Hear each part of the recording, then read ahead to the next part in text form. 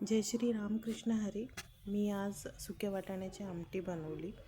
ती आमच्याकडे सातारा पद्धतीने कशी बनवतात ते सांगते तुम्हाला. तर इथे हिरवे आणि पांढरे वाटाणे भिजत घातले होते मी 8-9 तास, आणि ते तसेच फ्रीजमध्ये परत राहिले, कारण ओल्या मटारचं सीझन असल्यामुळे ते वाटाणे तसेच राहिले, त्याचं काही भाजी काही झाली नाही.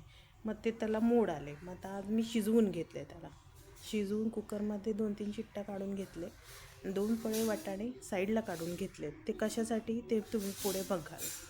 इथे पातेल्यामध्ये तेल टाकलेलं आहे, गरम केलं आहे तेल, त्याच्यामध्ये मोहरी टाकली आहे. बरेच जण जिरे टाकतात, तुम्हाला हवं असेल तर जिरे टाकू शकता. आता मी एक छोटा कांदा टाकला आहे, तो भाजून घ्यायचा, जास्त लाल करायचा नाही, ही महत्त्वाची टिप आहे.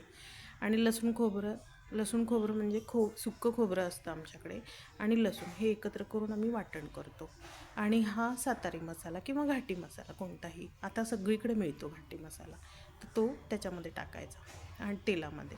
आणि हे वाटाणे शिजवून घेतलेले ते मी टाकले. त्यात कुकरमध्ये जे वाटाण्याबरोबर जे पाणी होतं ते पाणी त्यात टाकलेलं. थोडंसं पाणी मी एक्स्ट्रा नंतर टाकणार आहे. तर ही साईडला काढलेले जे वाटाणे होते ते मी मिक्सरमध्ये रवाळ असे वाटून घेतले.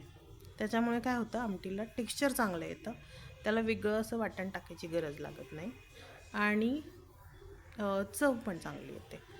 तर इथे मी ते वाटलेलं रवाळ असं टाकते वाटाणे त्याच्यामध्ये मिश्रण, आणि एक मिक्स करून थोडं पाणी टाकून, मीठ 1 चमचा टाकलेलं आहे. आता पाणी टाकून हे उकळी आणते. याला एक उकळी आली की आपण त्याच्यामध्ये शेंगदाण्याचं कूट टाकणार आहे.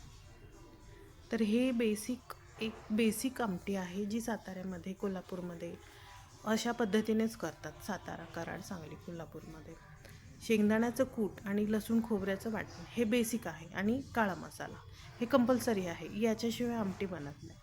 तर आमची आमटी तयार आहे, या जेवायला.